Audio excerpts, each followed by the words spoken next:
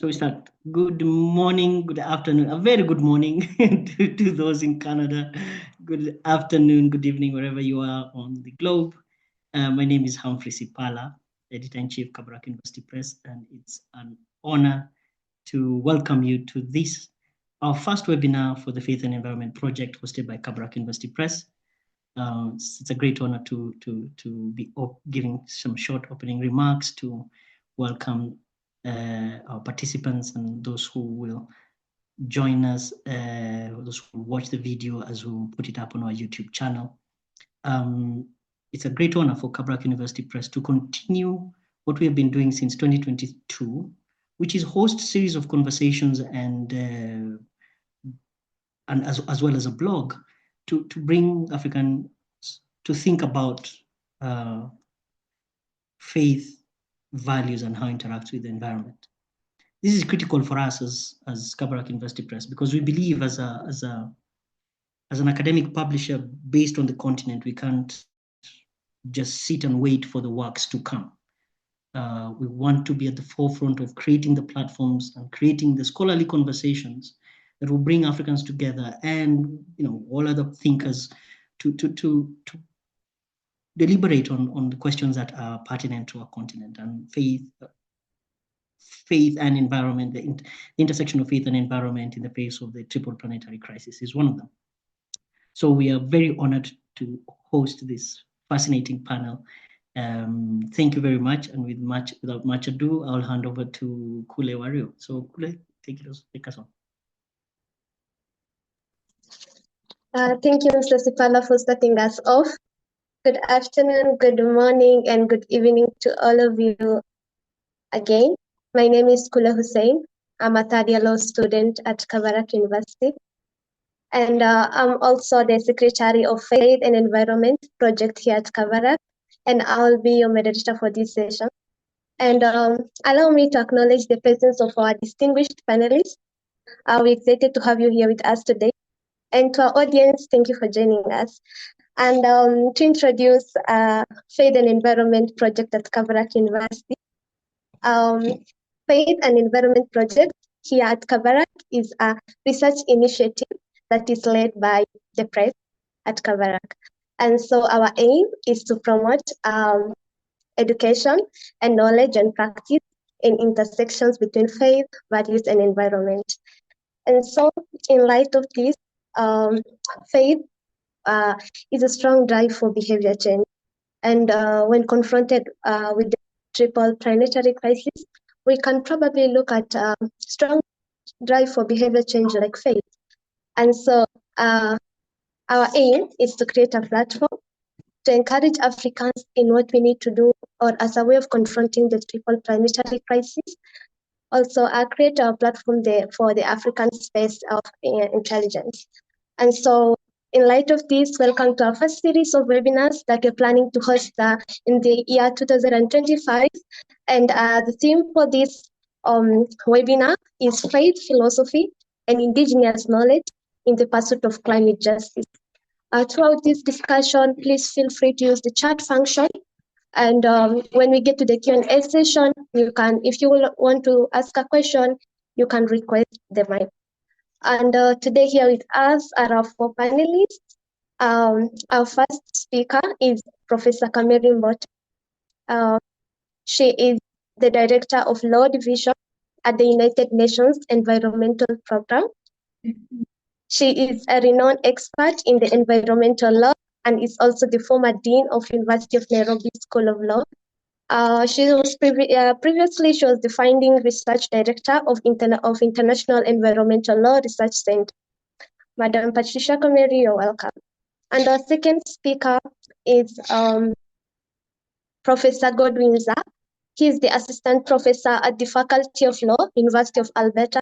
His latest book is titled Sustainable Development, International Law, and a Turn to African Legal Cosmologies, published in 2024 by the Cambridge University Press. Thank you for joining us at this very early hour in Alberta. And our third speaker is Ms. Mukami Nyamu. She is the editorial assistant at the Kabarak University Press. She is the former editor-in-chief of Kabarak Law Review.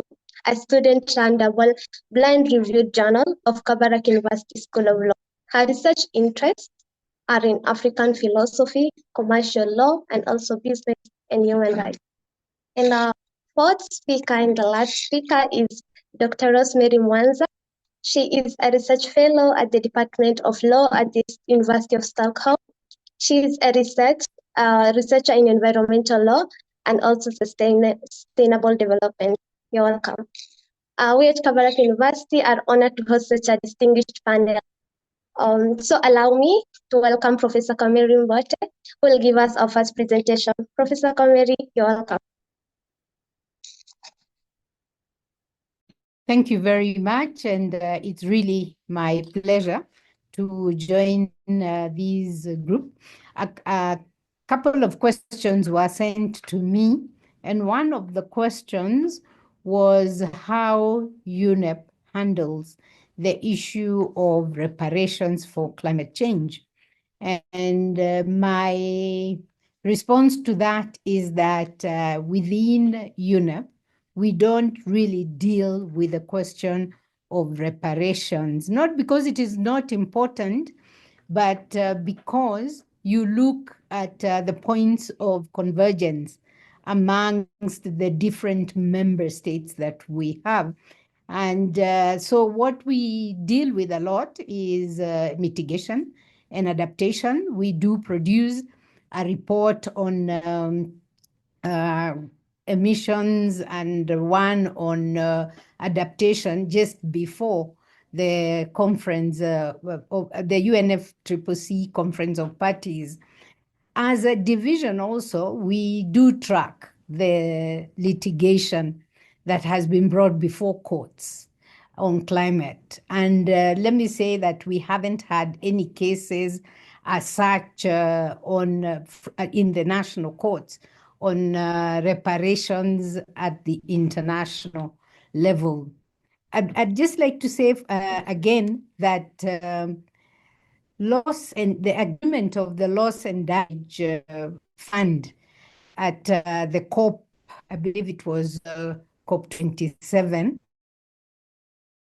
that set the wheels rolling for discussions on reparations, because when you talk about loss and damage, then both developed and developing countries must begin to talk about this issue.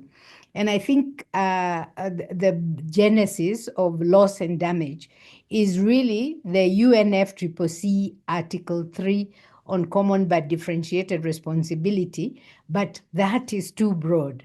So once the agreement on the loss and damage fund was reached, it was important to bring developed and developing countries together because they tend to be split down the middle on this issue. And the subsidiary body of implementation for the United Nations Framework Convention on Climate Change has tried to define loss and damage, and defines it as the actual and/or potential manifestation of impacts associated with climate change in developing countries that negatively affect human and natural system. And I think right there, you see that it is not dealing too much with the anthropocentric causes of climate change. It also deals with the protection of the ecocentric system, the natural system.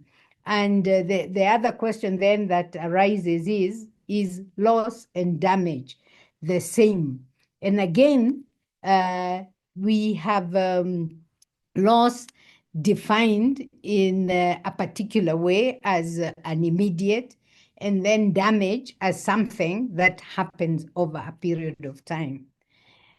Within that whole context, one needs to consider vulnerable groups. And I think the 6th report of the Intergovernmental Panel on Climate Change did put out in very grave terms just how dire the situation of vulnerable communities is.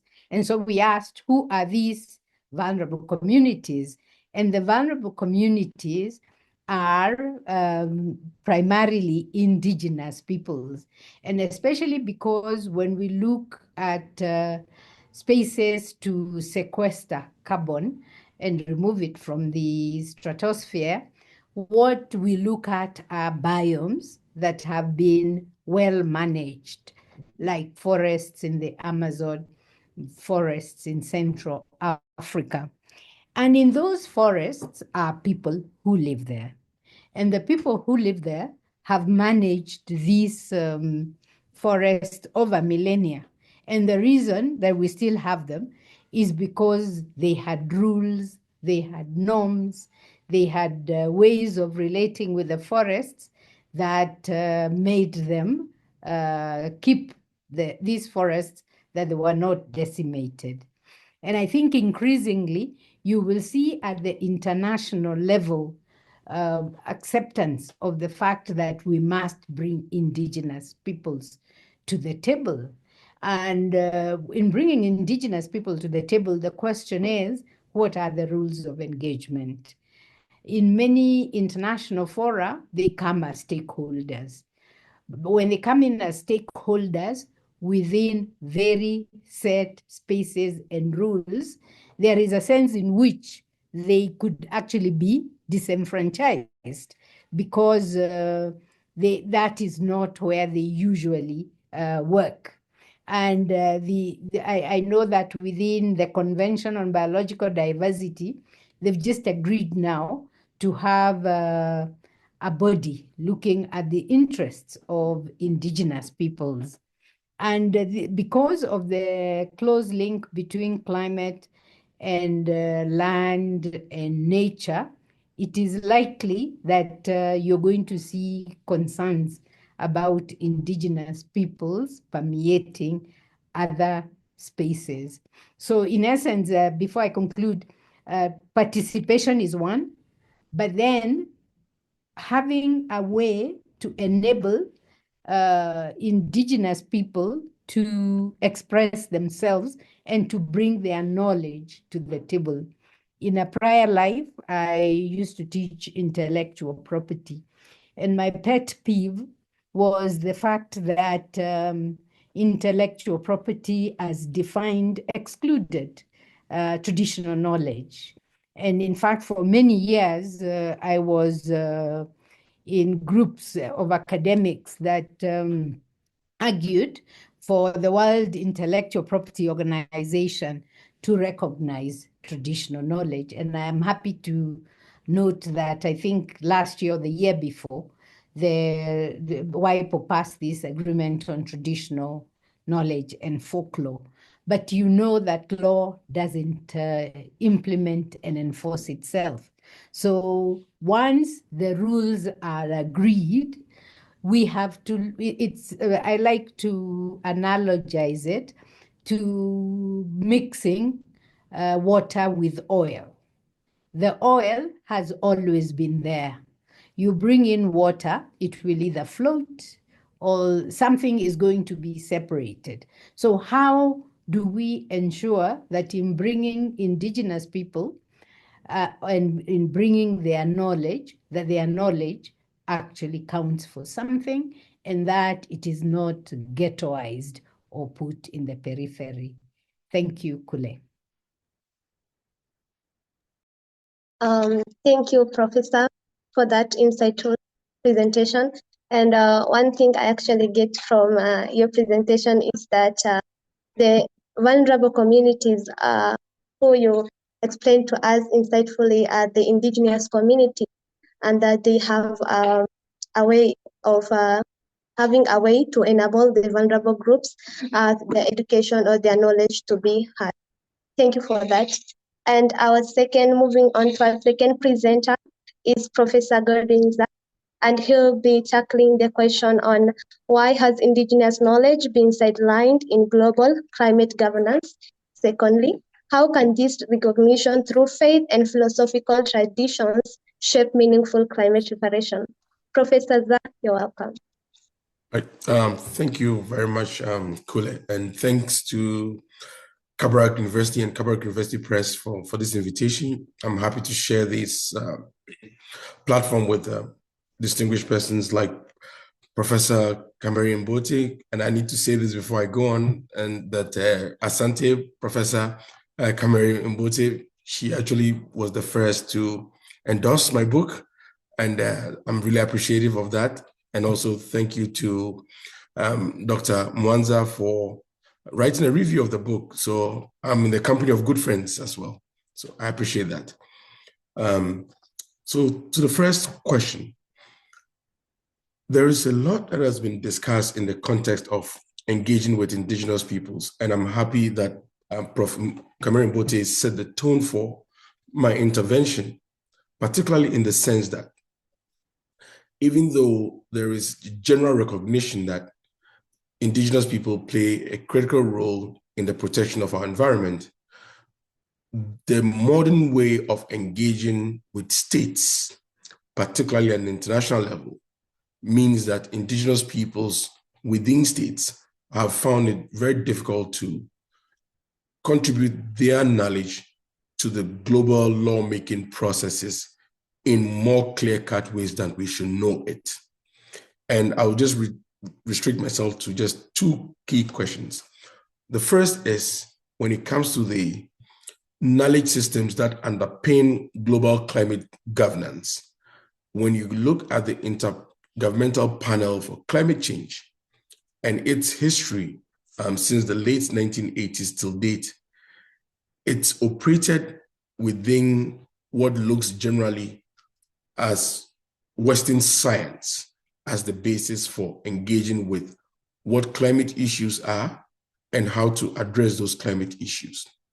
In fact, in a very recent study by some friends in the Netherlands, particularly in Tilburg University, they've looked at the so-called 1.5 degrees Celsius limits that are embedded now in the Paris Agreement as products of a colonial science that in themselves, while ambitious enough, do not take into account what indigenous people know and can tell about the evolving character of our climate. So in that process of setting these scientific benchmarks that now inform global environmental lawmaking. Hello? Sorry about that. Continue. Okay. That inform global environmental law or climate change. I think Letitia has her microphone on. Okay. That inform global climate change interventions. We can clearly see that there is this lack of representativeness in what should have been a more global effort at mainstreaming science, not only from Western science as we know it, but also, as Professor Kameri-Mbote pointed out, indigenous ways of knowing and learning as a basis for making those kinds of assessments that we see today as the benchmark. So it is quite obvious that that is a starting point for the exclusion of indigenous voices in setting the global climate governance agenda. And the unfortunate situation that we have here is that those colonial scientific interventions have been codified or written into the Paris Agreement and related global climate interventions that now have become the ways to engage with environmental protection and climate change. But in that process, totally writing out the experiences of indigenous peoples. And so we see in places like Canada, in the northern parts of Canada, where increasingly permafrost is melting, those developments do not take into account how indigenous people perceive these global responses. Rather, we are so tied to the achievement of a global reduction in climate, in temperature, that we do not take into account what that means in fact for the world's indigenous peoples and their ability to contribute to that discussion. And finally, how that discussion translates into international lawmaking. Now, in the second instance, we also see that the incidence of colonialism means that even where states themselves participate at the international level, because of that long history of colonization impacting indigenous peoples internally, states, when they organize themselves even to represent the international, to represent their individual states at the international level, we quite often do not see that their representation is particularly conscious and attentive of indigenous participation. So by the time we arrive at let's say the Conference of Parties, most of the time we are not going with particular indigenous experiences as relates to the implementation of these international targets. So one is at the scientific level, and two is at the treaty making or treaty review level. To the second question that I have to answer, how can its recognition through faith and philosophical traditions shape meaningful climate reparations? I think that is a very difficult question, and I'll attempt a simple answer. Now, for most indigenous peoples, land, water, and other natural systems or ecosystems have long been removed from their jurisdiction or control, either in the colonial process or in the so-called post-colonial process, where in Africa or parts of Latin America or Asia, the decision makers move from the colonial leaders to now the post-colonial elite. In that situation, the place and role of religion, particularly in the making of our colonial history, has been dominated by, and maybe not to upset Kabarak University, has been dominated largely by Christianity to an extent. It is not also because there were not other influences, including Islam, on colonialism. However, the more dominant force was Christianity. And till today, that convergence of European colonialism and Christianity continues to dominate the discussion of questions of ecological responsibility, which is at the heart of climate reparations. And so we see clearly the debate over whether or not the historical ecological problems that are attributable to climate change should be answerable by colonial authorities, as in colonial masters of the past, or we need to be forward-looking. That is, we need to look beyond the question of historical ecological responsibility by looking into the future.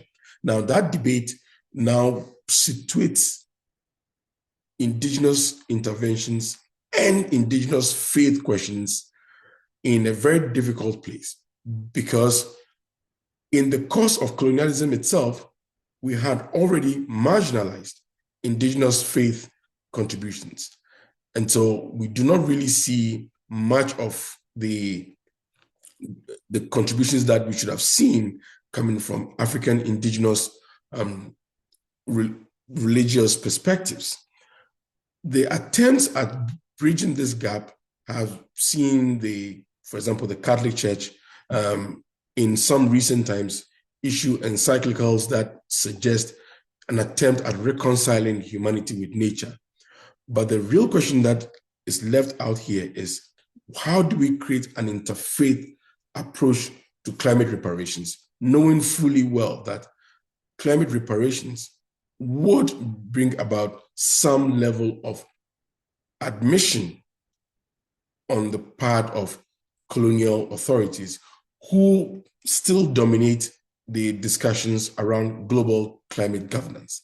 That part of the question we are yet to advance, because the admission of responsibility would in itself suggest an admission that reparations had to be made, which would also mean some level of transfer of money or other forms of support that have always dominated the so-called North-South divide regarding transfer of technology or transfer of support.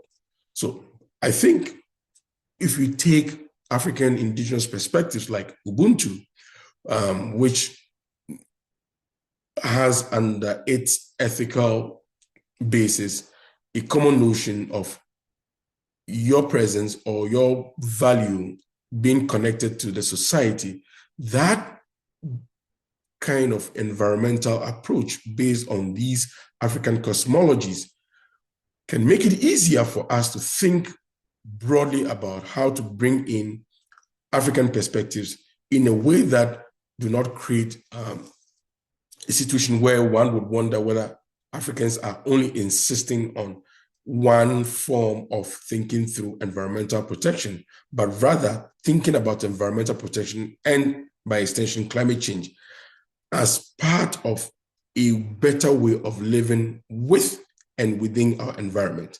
I think that that is one way to begin the process of thinking through the question of reparations from a faith or an interfaith perspective. I'll rest here and I'll yield my time.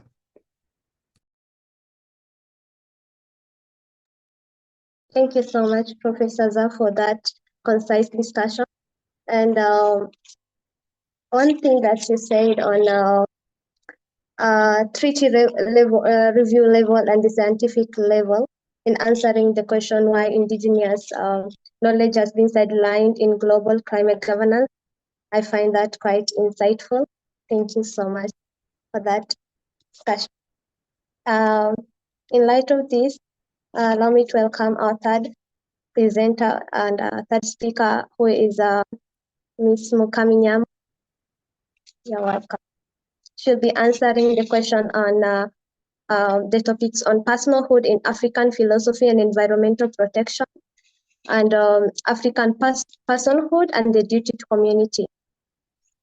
You're welcome. Thank you. Thank you, Kule, and thank you to the rest of the speakers who have spoken before me. So yes, I'm going to be tackling the topic of personhood in African philosophy and environmental protection. And I'm tackling this in relation to corporate personhood. So companies and large corporations, especially transnational corporations, are one of the main actors when it comes to climate change, and most of them are responsible for very high climate emissions, or even some of the activities like exacerbate the effects of climate change. And it has been difficult holding such companies and corporations accountable for their actions. Some of the factors include weak domestic and international legal frameworks. Like most of the legal frameworks are not binding. They do not provide binding obligations by which companies are supposed to abide to. Also, another factor that is crucial to this discussion is the concept of corporate personhood, whereby corporate personhood has significantly strengthened the power and the influence that corporations have, even to the extent that they can influence decisions and opt out of their responsibility. For example, especially those corporations in the extractive industry. In Kenya, we have base titanium. In Nigeria, we have activities conducted by Shell Corporation. We also have the activities of mining companies in the DRC. And most of their activities have significantly disenfranchised the African communities in those areas, to the extent that they produce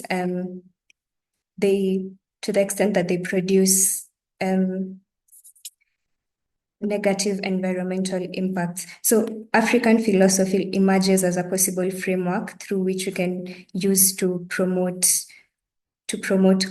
corporate accountability, specifically focusing on the concept of personhood from a communitarian perspective, especially from Ubuntu. So basically here, advocating for us to rethink the way we think about corporate personhood, especially now, using African philosophy, because African philosophy sets down some various standards by which a person is supposed to live by for them to be accorded personhood in the communities. And because the law recognizes corporations as persons and accords them so many rights, for example, under the Kenyan Constitution in Article 260, corporations are considered persons, or rather included in the definition of persons, but then there are no like antecedent duties, or rather the law does not provide more duties that corporations are supposed to adhere to. And because of this very few duties and very many rights, corporations again end up not complying with some of their human rights responsibilities, especially relating to climate change. So by using indigenous perspectives from personhood, we can reconceptualize basically how corporations are thought of legally.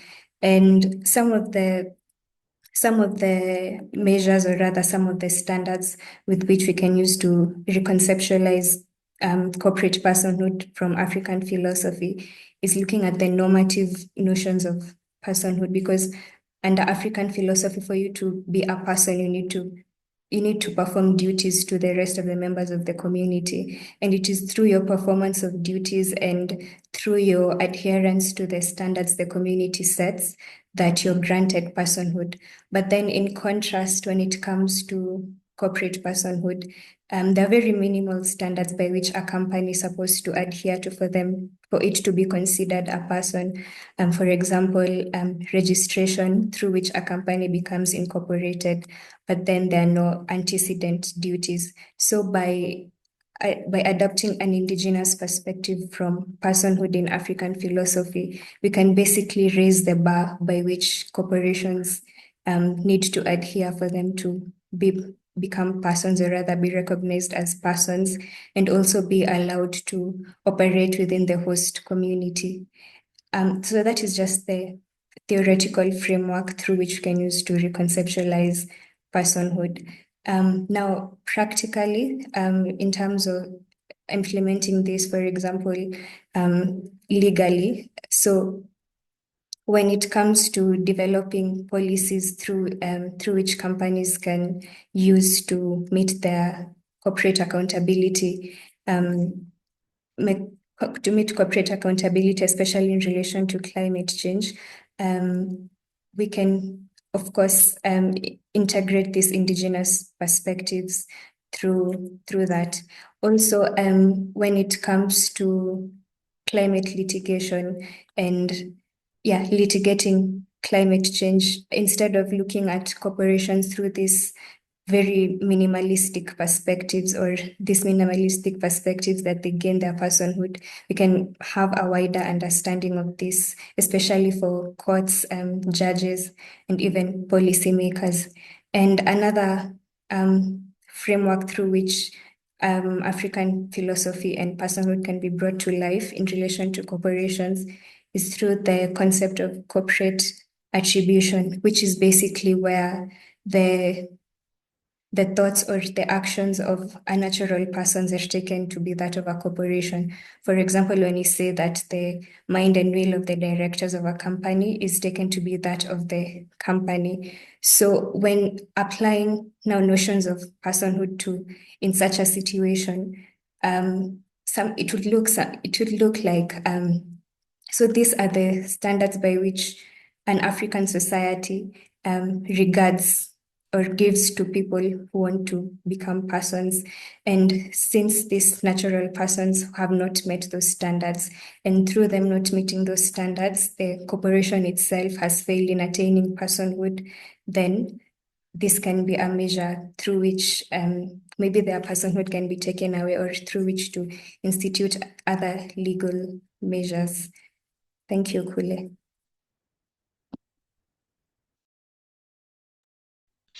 Thank you so much, Ms. Mukami, for that presentation. And one thing that I actually quietly understand from your presentation is the factors that you underlined for us quite concisely. Thank you for that. On the responsibilities, or rather the functions or responsibilities, human rights responsibilities of the cooperatives, what factors that they don't take it quite into place, such as the weak domestic and international framework and the concept of corporate person. Thank you so much for that. I'll go on and welcome the next and the last presenter, who is Dr. Rosemary Mwanza, and she will discuss on the topic of faith and indigenous knowledge and climate justice in court decisions, such as Osman and 164 others versus the Northern Range Land Trust and 8 others, and also the OGA case. Madam Dr. Rosemary Mwanza, you're welcome. Thank you so much, and thank you, Kabarak University Press, for organizing this session. This is very timely because I am working on a paper that actually examines these 2 cases among others. So I'm quite happy to speak about them. So I thought to answer this question, I thought that it may be best to reflect on or first to problematize environmental law, because when I was thinking about both the Ogiek case and the Osman case, I noticed that it may be difficult to map what the role of indigenous knowledge systems should be without first understanding what role environmental law has played. So I'll just say briefly the facts of each case, and I'm sure most of you may be familiar with them. The Ogiek case has entailed forcible and violent evictions of the Ogiek people from the eastern Mau area. And these recurrent evictions are the ones that pushed the communities to seek justice in the African human rights system. And the outcome of which was the case that the Ogiek case is commonly referred to. But I also wanted to say that even though we focus on the Ogiek case, this is not the only saga that involves eviction of the Mau people, of the Ogiek people. There has been attempts to evict the Ogiek people in the Mount Elgon area. So the problem is kind of widespread. Then the second case has to do, or the Osman case, has to do with conservancies that have been set or were set in their lands in the area of Isiolo and Meru. And the conservancies have been doing 2 things. One is wildlife conservation, and the other one is now the production of carbon credits as a measure for climate mitigation. So when I was thinking about these cases, I noticed that it looks to me that the evictions and the exclusion of both the Ogiek people and the communities in the Osman case has been structured in and through environmental law. There has been an assumption that because we are facing these contemporary environmental problems, that one of the things we have to do to respond to these problems is to develop responsive environmental law. So every time we develop environmental law, there is an assumption, sometimes proved right, that this is a progressive step, and that once that law is developed, then we need to enforce it so we can get the outcomes that the law is meant to have. But perhaps we don't realize that the way some of environmental laws have been structured and are enforced in a way that actually facilitates or legitimizes these evictions. And I thought that I just talk about the 3 environmental laws that have played a role in these 3 cases. If you think about the Ogiek case, their evictions has been justified on the need to protect forest and the sensitive ecosystems of the Mau forest, And the same is the case with their eviction from Mount Elgon area. The setting up of carbon credit projects, which is a form of land use, has been recognized or has been done as a measure to advance climate mitigation. And just as these three types of law, for the forestry law, both in the colonial time and now, wildlife conservation law, both then and now, and recently climate change law, are provided the legal framework, or what I would call a justificatory logic for this type of exclusions and evictions. Now, it is possible for someone to say that that's environmental law has been developed, so it has to be enforced, and the fact that it is enforced, its enforcement leads to these types of exclusion is just an outcome that we have to learn to live by. But I think that there's scope to think about this the role of environmental law from the perspective of indigenous knowledge systems, and if some of the aspects of indigenous knowledge systems may, or I believe, would really challenge the type of or how environmental law has been applied to effectuate evictions. So if we think about some of the arguments made in these two cases, you find there is a recurring theme that the way indigenous people view their relationship with nature is they don't see themselves as separate from nature, in the sense that they don't see a division between the people and nature. Their existence and survival is intertwined with nature such that it is not possible to conceive of the environment or nature in separation from the community or from the people. If we take just that idea, then it may force us to rethink how we enforce environmental law, or it can serve as a basis for, or a reason why the state would refrain from enforcing environmental law if that environmental law if that kind of enforcement will lead to disruption in the way indigenous people coexist with nature. So it's in this sense, then, I think that indigenous knowledge systems, particularly in relation to how they define their relationship with nature, challenge, or the role that they have played or they should play is to challenge existing environmental law, particularly in the way it is framed and in the way it is enforced, so that we don't have a case in which environmental law promises one thing and then its enforcement leads to a raft of human rights violations. So I think I should stop here, and I look forward to questions and discussion. Thank you, Dr. Mwanza, for that presentation. And before we open the floor for the other members of the audience for the question and answer session, allow me to recognize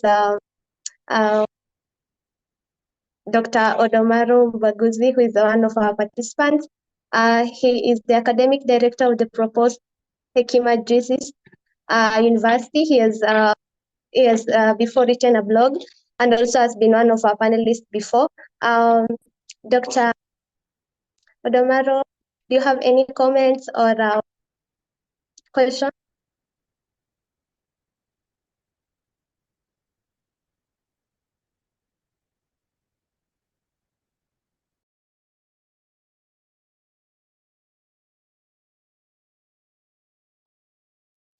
Okay, as Dr. Odomaro is joining us, we can open the floor to the audience for any questions we have for our panelists. And before that, before getting into the questions of our audience, I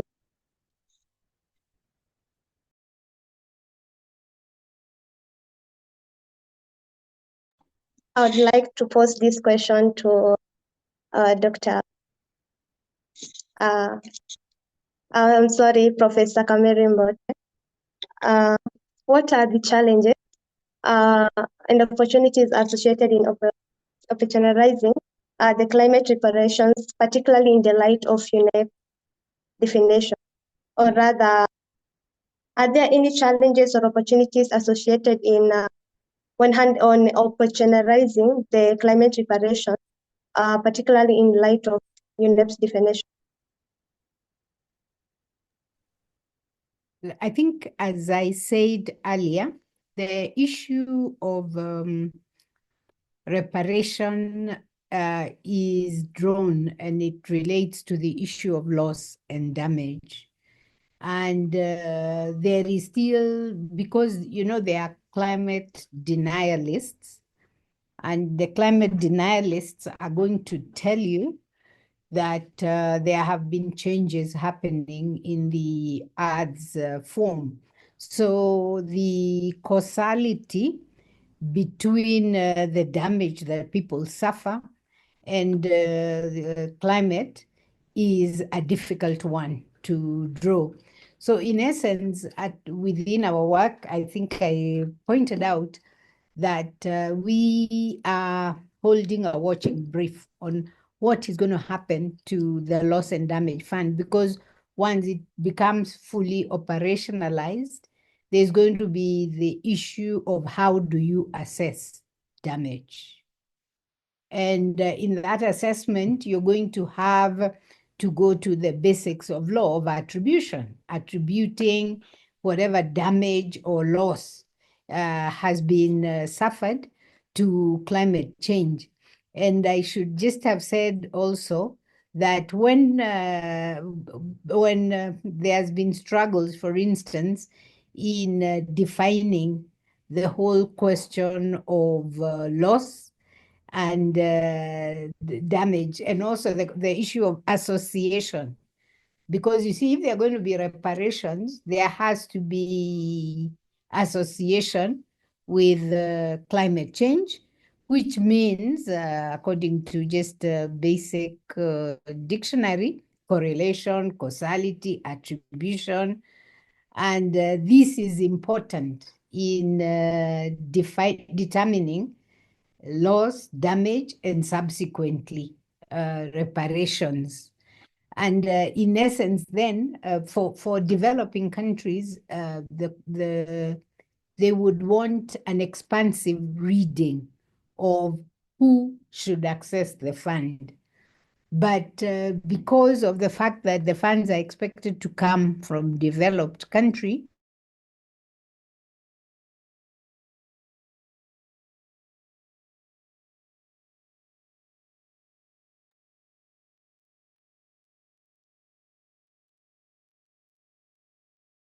Professor, I think we lost you.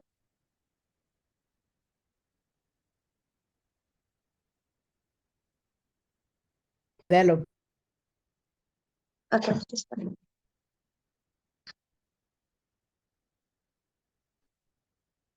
I think we lost Prophet. But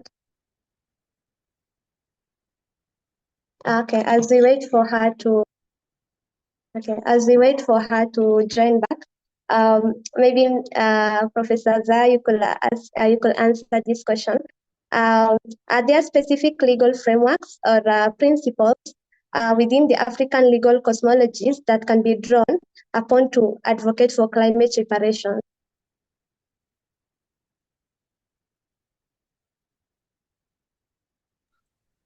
Hello, Kule. If I understand the question, is there, or within the African legal cosmologies, can we draw on any of those understandings to support the question of reparations? Right. Yes, yes. Okay. So I think that my colleague, Dr. Mwanza, had raised some of those pertinent issues in her presentation when she highlighted the fact that with regards to indigenous conceptions of nature, indigenous peoples do not see themselves as distinct or separate from nature. And in fact, it is the process of so-called economic development and, in essence, private accumulation that led to this division between humans and nature from an indigenous perspective. And for African indigenous conceptions of harmonious living, if one did anything that upset or impacted the environment in a way that created an imbalance, then there was a requirement on you to make amends. So these ethical values are present in African ecological systems that can point us in the direction of, redressing the kinds of ecological harms that we have caused to the environment.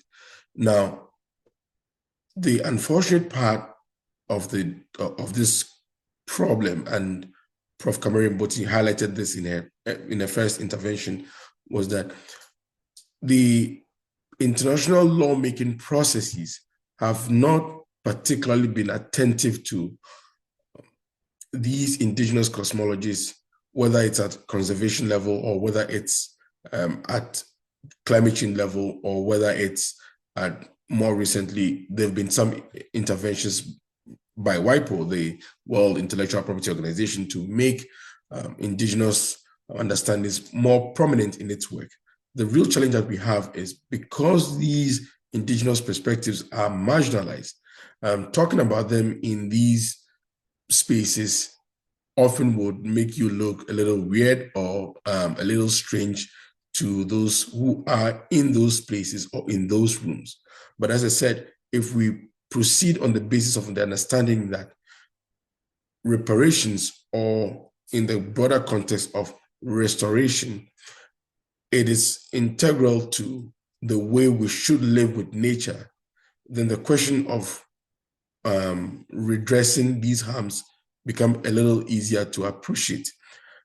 In terms of how that will be done, the challenge remains that because reparations require payment of money, or it involves some heavy financial commitment, it's impossible to think that that discussion would move very easily without pushback. And we've seen that pushback, particularly in the context, and Prof. Kameri mentioned that before she went off the line initially, the question of attribution.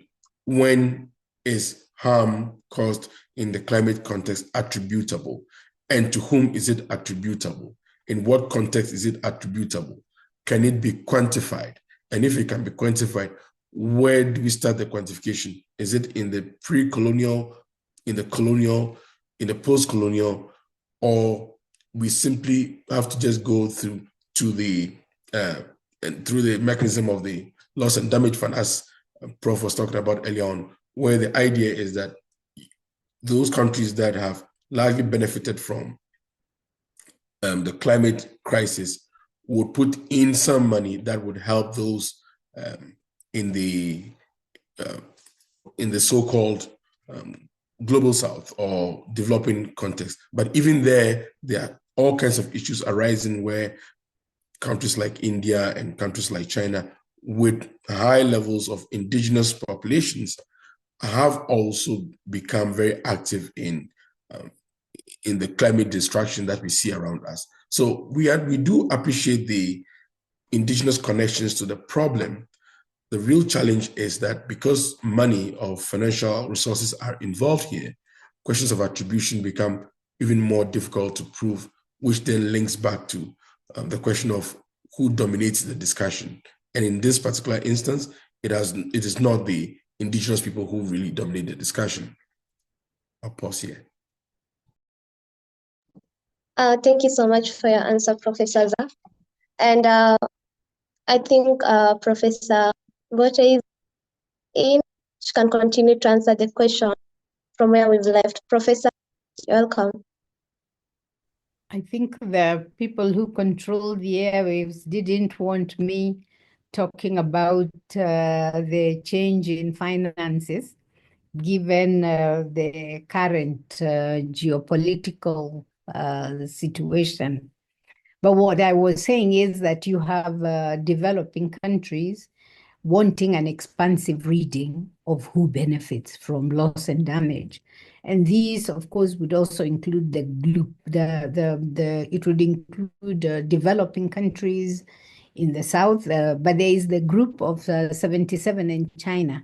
And I think China as a beneficiary remains at a sticky point because there will be those who will say that China is not really a country that is developing. And, I don't want to get into whether it is developing or not, but what I would want to say is that it's in the current situation, resourcing the loss and damage fund will have to navigate the shifting priorities because many countries now want to look inward. We see a folding of policy towards nations and many asking what is in it for them and for their nationals.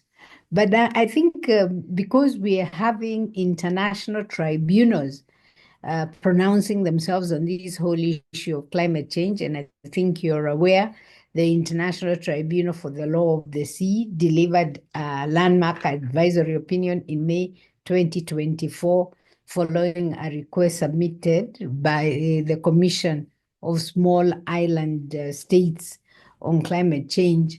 And there is now the pending matter again before the International Court of Justice. I think these issues may hasten the agreement on the issues of reparation, especially where you're dealing with a very vulnerable small island developing states. Thank you so much, Professor, for your answer. And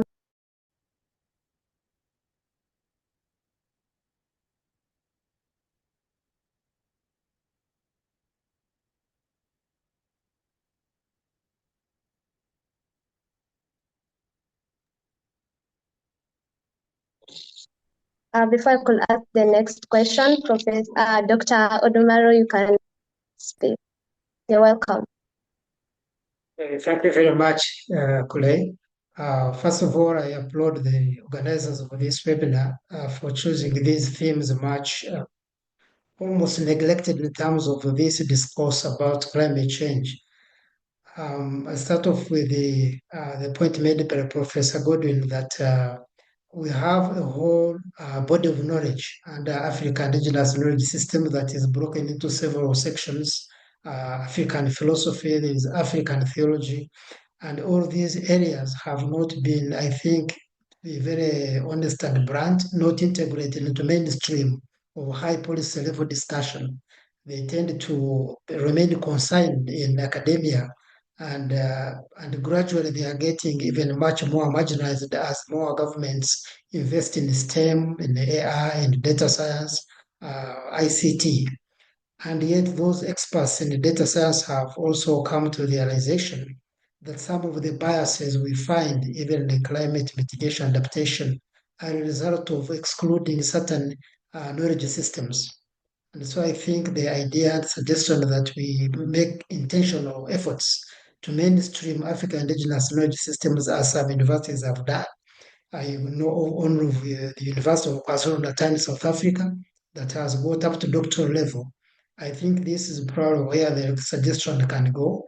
And then the second strategy would be to engage high policymakers, UN agencies. I can see those from the UNEP, that whenever there are these discussions, high-level meetings at the UN, to get indigenous knowledge producers and holders to contribute and share some of the ways in which African indigenous systems have been preserving environment, the different methods that have used throughout millennia that can be documented and utilize it, and even use modern AI tools to collect such information and put it in the mainstream to avoid the bias of thinking that only solution from the Eurocentric system are legitimate vehicles and tools for discourse on these great matters.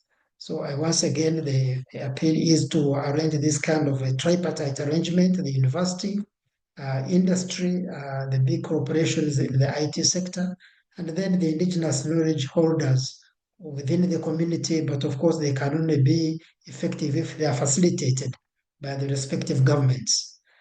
I also understand that the African Union, there is a whole section about the African culture and values. And so creating synergy along those lines might go a long way to mainstream African philosophy, African theology, and not consider them as fringe disciplines, which are almost considered like a liability when it comes to technological advancement.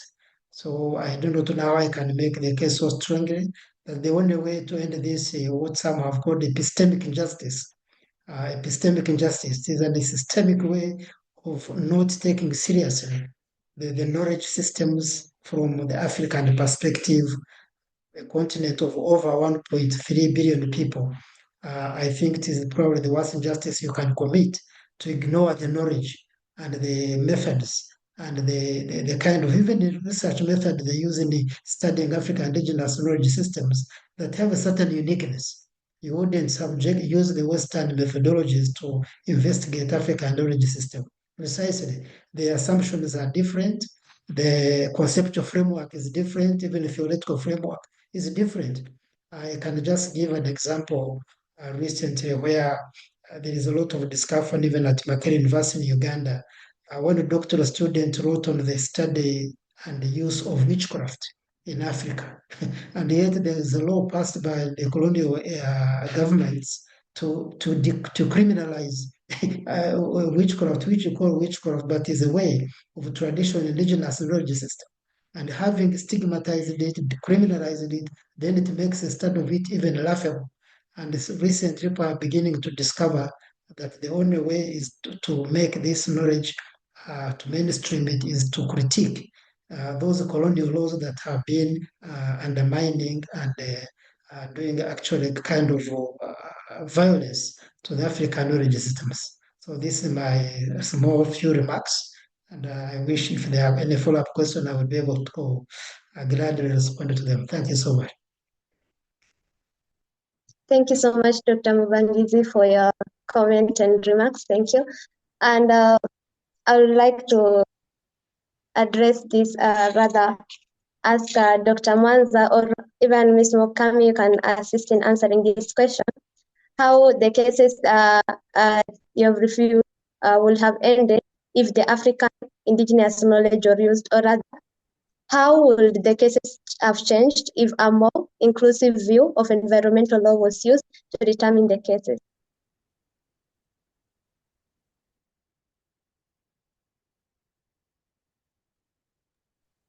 Should I go or should I let Mukami go?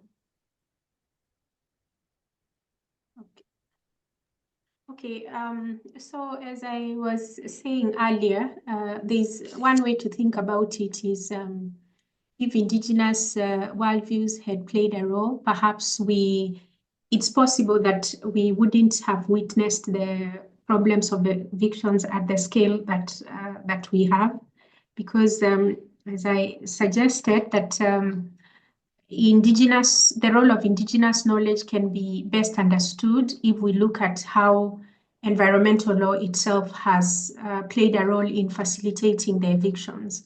So we can think of environmental law as indigenous worldview, as a source of rules or even a source of interpretive lens that may bring an opposite outcome from what we have seen. And I say this because if you think about Kenya's environmental law, for example, if someone was to ask what are the underpinnings of Kenyan environmental law, one would look at the constitution, then perhaps the preambular language of the particular legislation. And even though the Constitution and the Principal Environmental Law Act does mention the role of customary law, for example, it always comes with a limitation that this is only applicable if it is not repugnant to justice. And the assumption there, I think, is that it is very indigenous worldviews are very likely to be repugnant to certain notions of justice, which I think is very, very, it's very unfortunate, because if we start from that assumption, then I feel like we are already marginalizing them before we even start interrogating how, what role can play and how they can even contribute to perhaps reorienting environmental law.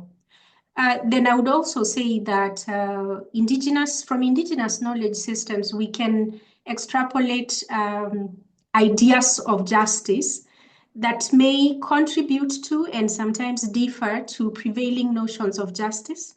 We know that ideas of justice have the human at the center of all concern. And I say that perhaps this is not bad automatically, but it becomes problematic if it is applied, or our notions of justice are applied in a way that keeps some humans away or denigrates how certain groups of humans have defined their relationships with nature, or have defined conceptions of justice that may not necessarily align with what is widely accepted. Yeah, thank you. Thank you. Wario, can I? Okay. Yes. I agree with what Dr. Mwanza is saying, that indigenous knowledge can be used as a source of rules or an interpretive lens. So I'm going to answer this question in terms of an example. For example, in Kenya, there's the case of Peter Nzeki and 14 others versus Base Titanium Limited. And the other case I will use is a Nigerian case, for Nigerian farmers and Friends of the Earth Netherlands versus Shell Development Corporation. So in the first case, Peter Nzeki case versus Base Titanium, this case was brought by the petitioners who are alleging the violation of their rights due to the activities of Base Titanium, due to their mining activities. So as a result, some of their social economic rights were violated, and also they did not receive adequate compensation. Now, although the case was dismissed on the basis of a technicality, being that the petitioners did not follow the procedure under the Mining Act, and also that they did not adequately raise constitutional issues, how I think indigenous knowledge, especially from African philosophy, could have affected the outcomes would be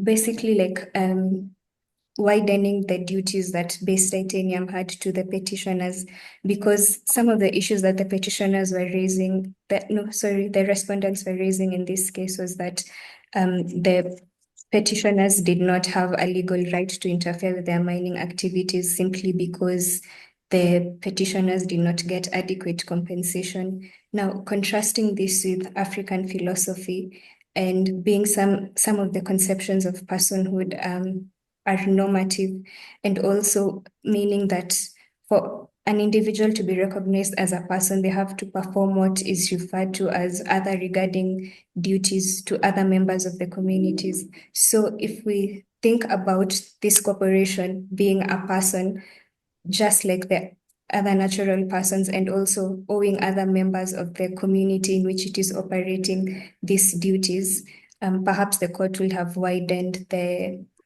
definition of corporate personhood, or also just widened how the duties that this corporation has. And this is an example of how corporations sometimes are able to escape corporate accountability, because sometimes you find that there's no law that is preventing them from going on with the activities, but morally the activities are wrong because they're affecting the other members of the community in which they operate. Then in the other case, for Nigerian farmers versus Shell Corporation. So this is a landmark case because the court held that a parent company can be held responsible for the activities of its subsidiary, and the court noted leak detecting mechanisms, and also the parent company was liable for the activities of the subsidiary. Similarly, in this case, when maybe using African philosophy and notions of personhood under African philosophy as a framework, we can still expand the duty that corporations hold beyond those that are maybe codified under the law. So essentially introducing a higher ideal or even a wider framework that you also owe moral duties. So it's not maybe making it hard to escape on the basis of a technicality. Thank you. Thank you so much, Ms. Mukami, for that answer. And on to the questions from our audience in the chat. Joanne Bett is asking, Dr. Rosemary Mwanza has pointed out how environmental law is being to justify to evict the Ogier community. How then can indigenous knowledge systems be integrated into the mainstream climate policies without being expoliated or marginalized? Dr. Rosemary Mwanza, if you could answer that. Yeah. Thank you. So as I was saying earlier, one of the ways is to begin by looking at how present environmental law treats indigenous knowledge systems. And as I had mentioned earlier, if you look at Kenyan law itself, indigenous knowledge systems or their role has been acknowledged, but it is not really, they are not really treated in the same or placed in the same footing as other, say, principles of environmental law. And the question can be asked, is it possible to place indigenous or customary law, not just as one source of law, but also as a basis for the entire edifice of environmental law, so that when environmental law is interpreted or enforced, courts and environmental administrators are forced to consider indigenous worldviews in the same way they consider other principles that underpin environmental law.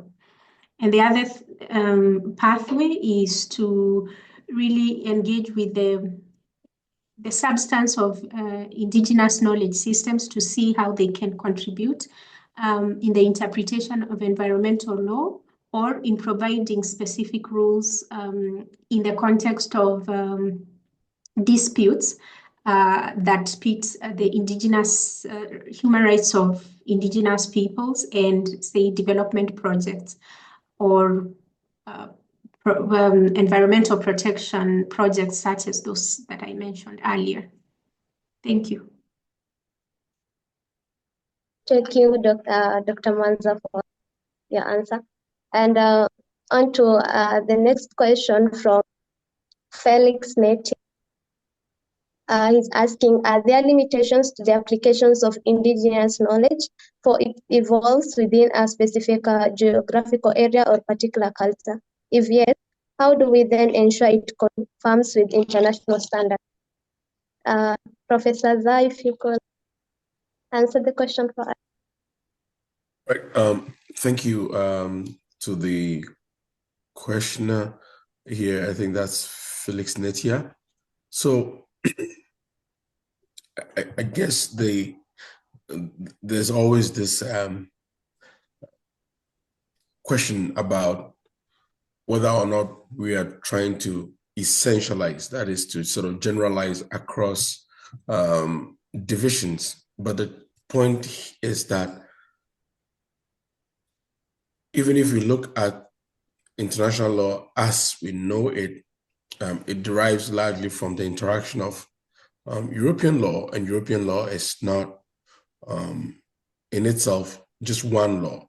You look at the civil law from continental Europe, and you look at common law from from the UK, they've been able to, work themselves into an amalgamation of rules that we now use as international law. So the point with indigenous law, and Dr. Mwanza mentioned that in her response earlier, is that we have to think about it as constitutive of the entire legal framework.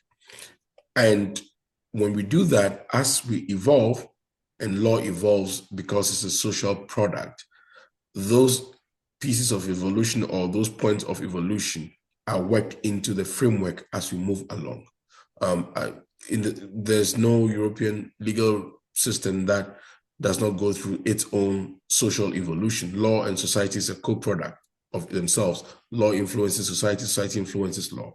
And it's the same way with African systems of law or African conceptions of law, where society and law are co-constitutive of themselves. And so there should be no reason not to be able to embrace that. And I just want to return to, was it Dr. Odomara, if I got the name right? Dr. Omara made that point in his intervention when he was talking about epistemic injustice. Now, the point is that in bringing indigenous legal ideas or conceptions to the wider framework of lawmaking, we are not necessarily insisting on indigenous law as the be it all, but rather it should play a central role in the way we think about law. And as society evolves and legal principles evolve, so do our indigenous worldviews also evolve. And there should be no reason why that should not be understandable in domestic law or at international law. Thank you, Professor Dzah, for that quite conservative answer. Professor Mbote, your answers up. You can.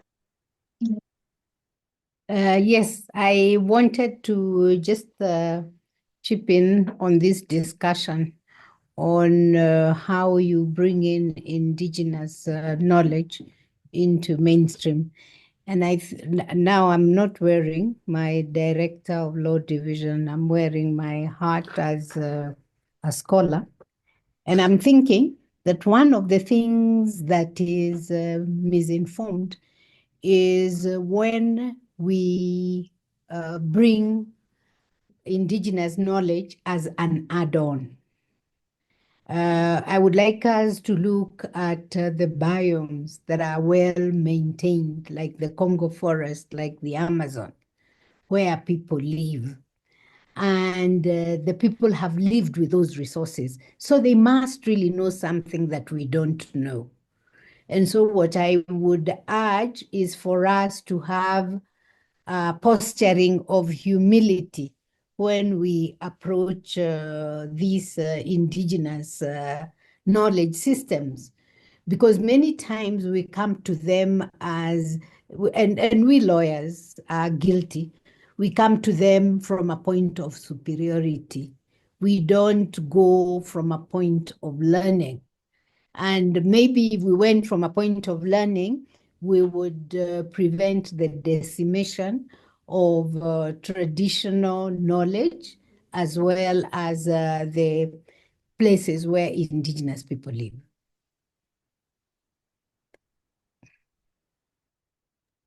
Thank you, Professor, for your answer. And this, I guess, this will mark the end of our question and answer session in interest of time. Professor has answered our last question on also how policymakers effectively integrate indigenous environmental knowledge. Thank you, Professor, for your answer. And in light of this, allow me to welcome Nabintu Anchiko. She is the lead of project Faith and Environment here at Kabarak University Press. I will invite her to give the closing remark. Ms. Nabintu, you're welcome.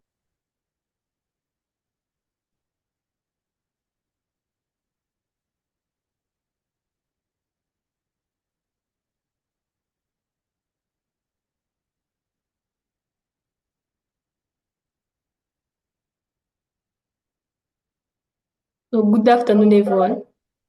Good afternoon, everyone. I'm Nabintu Wanchiko Leticia. Thank you so much for being here today and accepting for our invitation.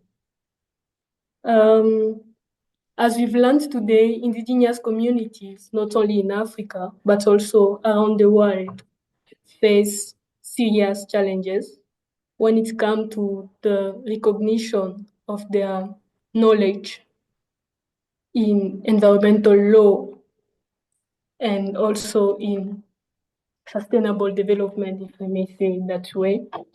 And today we've been looking at different approach on how to include them in the struggle of climate justice. So far, I've picked many approach, like the African approach to environmental law, the interfaith approach around many things that recognize indigenous knowledge as deeply related to nature and also deeply rooted in spiritual beliefs. But also we've had how environmental law is structured in a way that stop, if I could say, stop and also facilitate their evictions, their displacements, and also their non-recognition in the system. And in many ways, conservation of nature or carbon sink are the most, if I could say, are the most reasons that are given. So far, as we've learned from different cases, especially when it comes to carbon market, which is one of the area I'm researching on these days. There is many contradiction when it comes to carbon market, especially in the Paris Agreement. You will see in the Paris Agreement, for example, it requires all state parties, including transnational cooperation within their borders, to undertake and communicate their ambition efforts to keep their ambition effort to keep the global average temperature below 2 degrees. However, this is quite challenging because in many African states, we lack capability, but we also lack political will to do such a very, very difficult task. And in many cases, also cooperation, transnational cooperation within our borders are more wealthier than the state itself. And also from Julia Dem, which is one of the pioneers in this field, environmental law, we could learn also the fact that carbon sink and also carbon market are more seen as green grabbing, in a sense where it restructure and control both the forest and the indigenous people within those forests, reshaping land governance by imposing international rules on land ownership, benefit sharing, and reducing indigenous people to ecosystem service providers instead of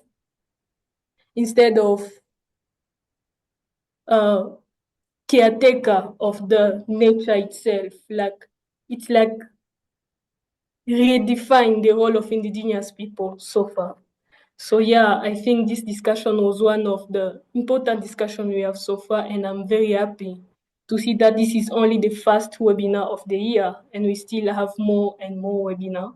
So thank you so much for being here today. Hope to see you next time. And yeah, thank you so much. Back to you, Nkule. Thank you so much, Nabintu, for the remark. Thank you so much, everyone. And for esteemed panelists, thank you for your time, for your dedication in giving us such an insightful discussion. And to our audience, thank you for joining us. We will conclude this session with a closing prayer from Andrew.